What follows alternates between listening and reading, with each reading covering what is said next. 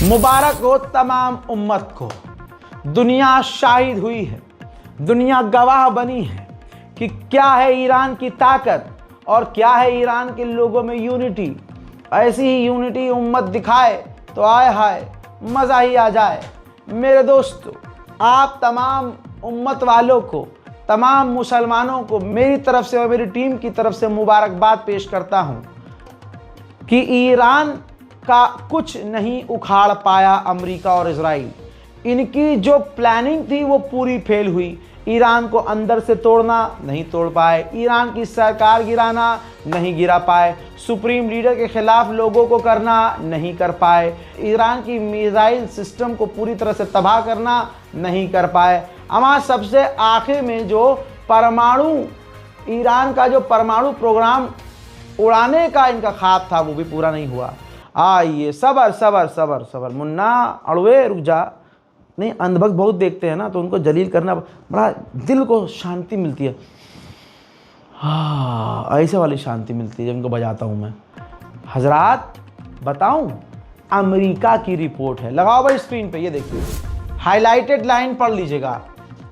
America कह रहा है, अमेरिका की इंटेलिजेंस और अमेरिका की मिलिट्री की रिपोर्ट है कि अमेरिका ने न्यूक्लियर जो साइट्स है फॉर्दो की, उस पर भयंकर हमले किए, स्ट्राइक की, but has not been completely destroyed, यानी नुकसान हुआ है, डैमेज हुआ है, लेकिन ईरान की फॉर्दो न्यूक्लियर साइट डिस्ट्रॉय नहीं हो पाई है। और साथ में ये कहा है कि नुकसान तो हुआ है बड़ा, लेकिन क्योंकि वो पहाड़ के बीचों बीच है, ईरान ने इस तरह से उसको डेवलप किया है कि कोई भी हमला डायरेक्ट उस जगह पर नहीं हो सकता, पहाड़ी इलाका है। लेकिन हाँ, अब कुछ तो कहना पड़ेगा, लेकिन हाँ, ईरान की इस फैसिलिटी को नुकसान पहुंचा है, लेकिन ये कहना कि पूरी तरह से ये फैसिलिटी तबाह हो गई है, ये गलत होगा। यह अमेरिका की रिपोर्ट कह रही है, अमेरिका की सैन्य रिपोर्ट कह रही है। इसी तरह से नेतन्याहू, हाय हाय हाय हाय हाय, नेतन्याहू कह रहा है, मेरे दोस्तों, नेतन्याहू कह रहा है कि हाँ, हमला हमने जबरदस्त किया, लेकिन यह कह पाना मुश्किल है कि फॉर्दो का न्यूक्लियर प्लांट उसका तबाह हुआ है, डिस्ट्रॉय नहीं हुआ है, नुकसान हुआ है। दरवाजों पर और एग्जिट वाले एरिया पर हमले हुए हैं, नेतन्याहू कह रहा है, लेकिन डिस्ट्रॉय नहीं हुआ है। ईरान कुछ वक्त पीछे चला गया है, लेकिन उसका एक न्यूक्लियर जो साइट है वो पूरी तरह से तबाह हुआ, बाकी उसका अभी सलामत है। पूरी तरह से ये कहना गलत होगा कि डिस्ट्रॉय हुआ है। नेतन्याहू ने कह दिया, अड़वो अब क्या पियोगे, बोलूं? समझ तो गए हो, ये तुम्हारी ज़िंदगी में पेशाब के अलावा है ही क्या। अब ये देखिए, वही फॉर्दो की न्यूक्लियर साइट है, एक तरफ बिफोर एक तरफ आफ्टर। आपको नीला नीला हिस्सा जो दिख रहा है, ये देखिए बमबारी का है, ये सब ये गर्द गुबार बमबारी की है। लेकिन मेरा ये कहना ये है, क्योंकि भाई हम आम लोग हैं, दिमाग क्या ही लगाएंगे। यहाँ पर आप देखिए जो वाइट कलर का एक एरिया है, ये इंफ्रास्ट्रक्चर है, उस पर ज़रा सा भी खरोच नहीं आई। और एंट्री का गेट जो है वहाँ एक छोटा सा हमला है, और एग्जिट का जो गेट है वहाँ हमला, वहाँ डैमेज नज़र आ रहा है। तो डैमेज हुआ है, डिस्ट्रॉय नहीं हुआ।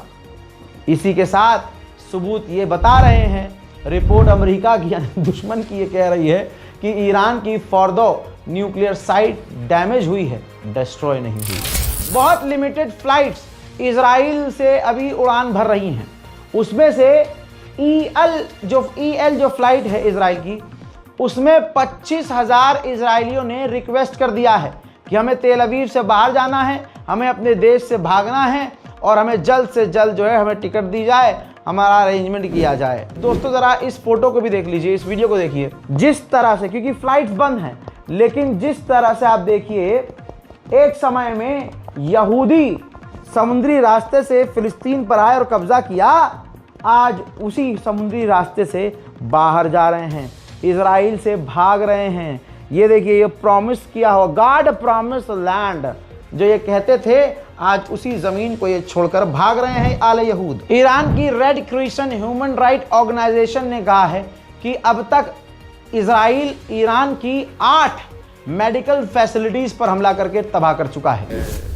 سه تا بیمارستان ولیعصر، بیمارستان هاشمی، بیمارستان سوان سوختگی مطهری، بیمارستان خاتم و مرکز بهزیستی، مرکز توانبخشی جمعیت هلال احمر، خود ساختمان صلح هلال احمر تحت تاثیر قرار گرفت. من خدمتتون عرض کردم جلو بیمارستان‌ها تو دنیا تابلو میزنن که فوق زدن ممنوع، ولی اینا موشک زدن. معلولی که هیچ دفاعی نداره، حتی حرکت نمیتونه بکنه، یا بیماری که روی تخت بستری. بیمارستان ईरान के विदेश मंत्री अराक्ची ने बड़ा सख्त बयान दिया, कहा कि अब ईरान के साथ डिप्लोमेसी के रास्ते अब हमेशा के लिए बंद हो गए हैं। यानी अब ईरान मुंह ही नहीं लगाएगा, बात ही नहीं करेगा। ईरान के ऊपर आज बड़े हमले किए इजराइल ने, जिसमें IRGC के 7 और कमांडर और हाई लेवल के लोग मारे गए, लेकिन ईरान पूरी मजबूती से टिका हुआ है, डटा हुआ है। उधर इजराइल के आर्मी कमांडर ने कह दिया कि अभी हमारे और भी टारगेट हैं, जरूरत पड़ने में हम वो ऑपरेशन करेंगे और ये ऑपरेशन जारी रखेंगे। צריך לזכור, המערכה נמשכת, יש לנו עוד מטרות לתקוף ויעדים להשלים. אנחנו ממשיכים להגביר את קצב התקיפות שלנו בהתאם לתוכנית, ואנחנו ערוכים להמשיך ככל שידרש. במקביל उधर ईरान ने कह दिया है कि ये जंग 6 महीने चलेगी और हमारी तैयारी अगले 6 महीने से क्या बहुत आगे तक के लिए पूरी तैयारी है। हालात ऐसे हैं कि जो विदेशी पत्रकार हैं उनको गिरफ्तार किया जा रहा है। क्यों? क्योंकि वो गोदी मीडिया नहीं है। इजराइल की जो नुकसान की तस्वीरें हैं वो ये ले रहे थे, और इजराइल का जो सैन्य अड्डा तबाह हुआ है, बहुत बड़ा नुकसान हुआ है, जिसे इजराइल ने कहा था कि दुनिया को नहीं दिखाना। पत्रकारों से मना किया था, भाई दिखाना नहीं, हमारा पिछवाड़ा फटा हुआ दुनिया को नज़र आ जाएगा, ये सारा भरम निकल जाएगा।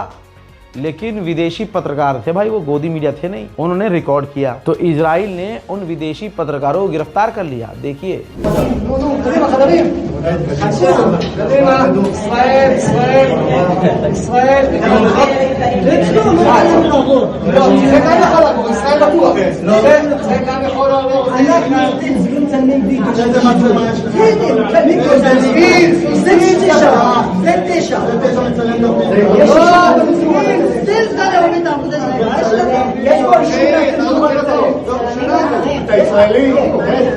לא, אני בבקשה. יש אישור מהצנזורה לצלם בעבודה. עוד מעט יגיע לכאן המפקד ויחליט מי הצנזורה. חבר'ה, כל מי שעיתונות ישראלית יכול להגיד.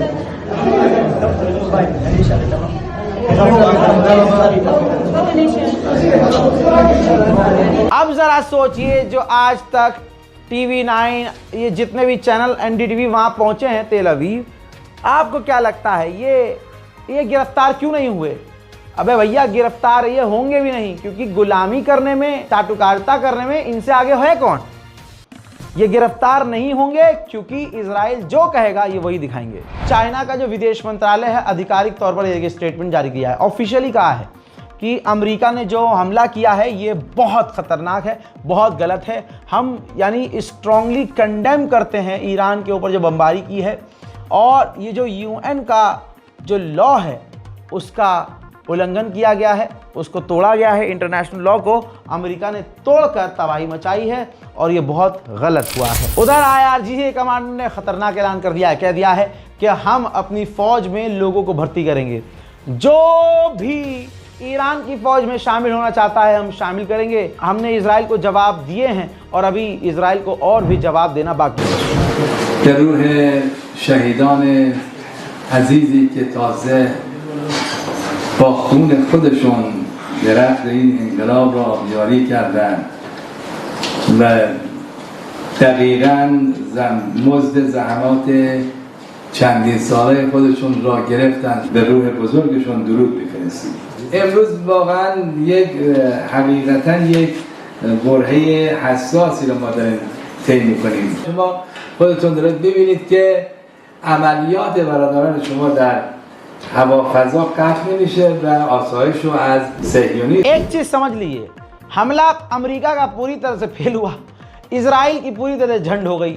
अब दोनों एक दूसरे की पीठ थपथपा रहे हैं, वो इसकी तारीफ कर रहा है, ये इसकी तारीफ कर रहा है, वो इसकी तारीफ कर रहा है। ऐसे ही देखिए, इजराइल ने अपनी पार्लियामेंट की बिल्डिंग को अमेरिका के झंडे के कलर से डिजाइन किया है, स्पेशल थैंक्स बोलने के लिए ट्रंप को।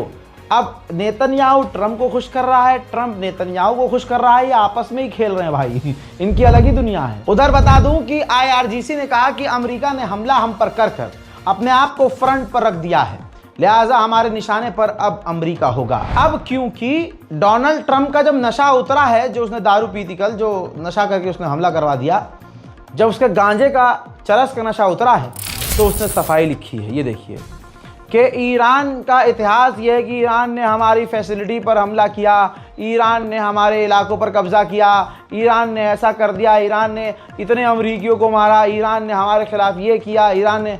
भाई अब जस्टिफिकेशन आ रही है ट्रंप की, इसीलिए ट्रंप को यही कहूँगा मैं कि बाबू ये नशा, गांजा, अफीम, ये कोकीन ये लेना बंद करो बे। साले तुम हमला करवा देते हो, उसमें भी फेल हो जाते हो। यही तो नहीं उड़ा रहा था परमाणु बम, अरे निशाने पे लगा ही नहीं, ऊपर से जो है जब नशा उतरा तो अब ये इतिहास बयान कर रहे हैं कि नहीं नहीं ईरान ऐसा है, ईरान वैसा है। चल, ईरान के राष्ट्रपति पेजेश्कियान अस्पतालों में घायलों से मिलने पहुंचे, जहां पर उनका स्वागत किया गया। आप देखिए ना, ईरान के ऑफिशियल्स के किसी भी चेहरे को आप ऐसा नहीं देख सकते कि उनका उतरा हुआ चेहरा है। ईरान के लीडर हैं, प्रेसिडेंट हैं, प्रधानमंत्री हैं, कोई भी हैं, आप देख सकते हैं सब उनको इज्जत दे रहे हैं।